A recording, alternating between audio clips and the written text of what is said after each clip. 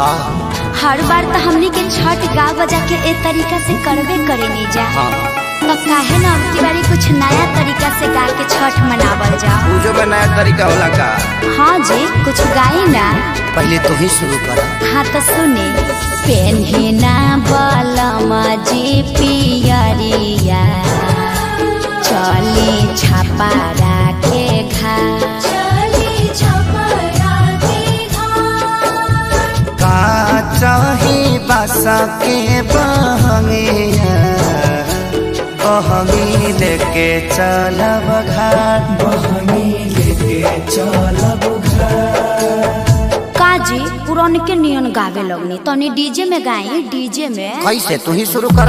हाय से पेन्हिना बलमा जी पियरिया, ए जी पेन्हिना बलमा जी पियरिया, चली छपारा के घाट, चली छपारा के घाट। का चाही बासा के बहंगिया, बहंगी लेके चलब घाट, बहंगी लेके चलब घाट। ए अम्मा जी तनी रौरो नाची। बाट जे पूछेला बटोहिया,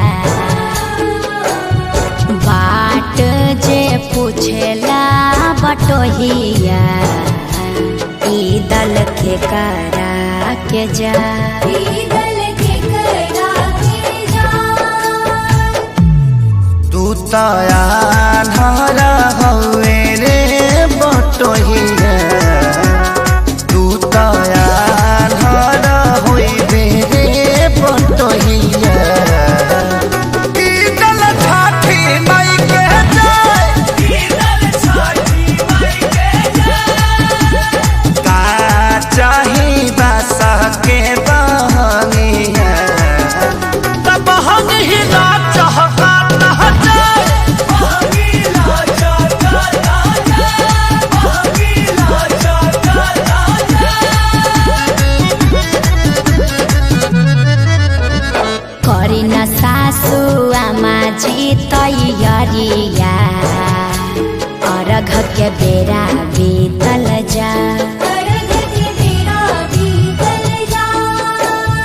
पेन्ही नारी सबके पापा पियरिया, दौरा घाटे पहुँचा, मम्मी हम तली थथी घाट पलाका छोले। अरे तू का करे जइबो? पराका फोड़ के हमार सारी जरइबो, मरब एक थप। छठी घाटे करबे डरामा, ओही जा हो जाई बाबा, ओही जा हो जाई बाबा। यार पापा से बोल, मम्मी मारने की धमकी दे रही है। पापा साफा आतंकवादी हो का? काहे लइकवा के डरोले बड़वा? अरे ना जी, बबुआ पर चटक न जान चलाई है, दिहल हा छठी माई के रात, दिहल हा छठी माई के रात। अच्छा ठीक बा, ना मारब, ई तो हमरो पता बाजी।